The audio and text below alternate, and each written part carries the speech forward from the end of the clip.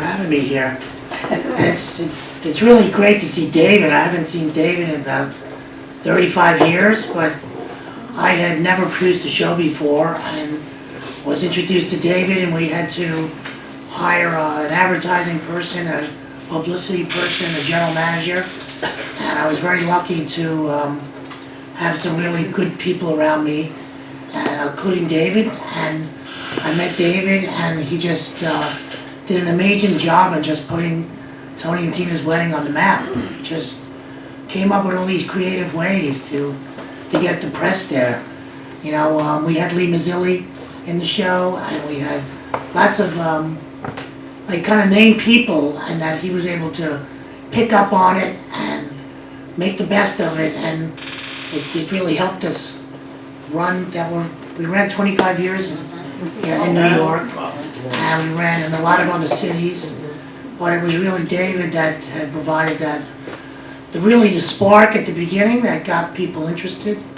And I remember one story that I was sitting in David's office, and I actually had an office that was down the hall from David, so I used to see David every single day, and Carol Levine, along with a lot of other producers and press agents that were on the floor.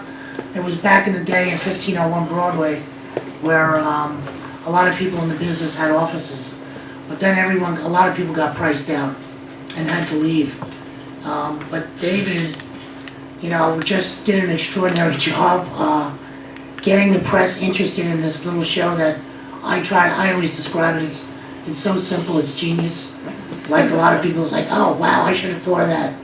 But it was basically, we were throwing a party, and I had never, like I said, produced a show before. I worked on Wall Street, and my friend Mark Nasser, who was the original groom, had said to me, Joe, you've been to lots of weddings, you can come in and be a groomsman, So I used to show up to rehearsals in a suit coming from my office, and all of these actors there, and it was pretty kind of strange to be around all those kind of different thinking people.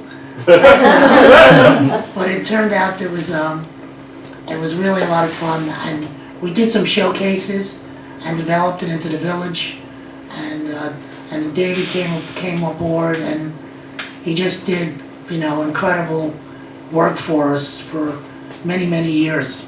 So I can't wait to post my picture of David and I on Facebook, because there's a lot. We all stay in touch like a family, Tony and Tina people, and it's been like 35 years or so since we first opened, and it's really been like a big family, and it's really been great. So, and then basically then I went on and did other things in the theater. I produced 2 Broadway shows, and we did Tony and Tina's all over the country. And now I'm working with a guy that I've known now for about 10 years about Weekly World News. I don't know if anybody's heard of it, but it was a supermarket publication, and it was owned by the National Enquirer. It was sold to this group of investor group. My friend Greg had written like 3,000-4,000 stories for them over a couple of years, and editing for them, and said to the main people that that he would like to try to develop television and film projects with the Weekly World News brand, which is aliens, zombies, mutants, half alligator, half man. It was really kooky. This was fake news before fake news. And so we decided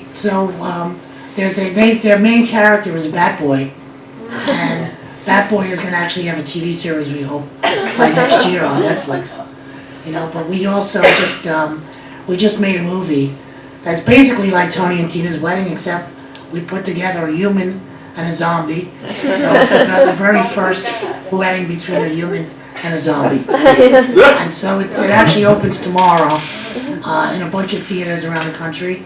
And I'm going tomorrow night. We're going to do a big party at the Cutting Room. They're going to show the movie, and it's a cabaret kind of space, kind of like this, but just a little bigger. And there's a lot of we're trying to see if we can testing out the interactive nature of it, because it's kind of a over the top kind of movie, the funny movie, not serious movie. And so there's opportunities where the audience can interact. So we're gonna actually give that a try tomorrow night. Don't know how that's gonna go, but we'll find out.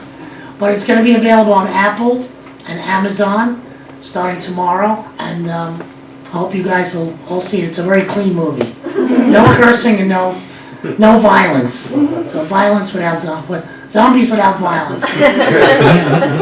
The next movie we're gonna do is another zombie movie, which is the Zombies versus the Mafia. That's gonna be a good one. So, again, like a slapstick thing, but it's kind of like they tried everything, the National Guard, the local police, everything. They gotta call in the Mafia. So that's gonna be our latest one, so I'll keep everybody abreast. Good job when that happens. Thank you all for your time.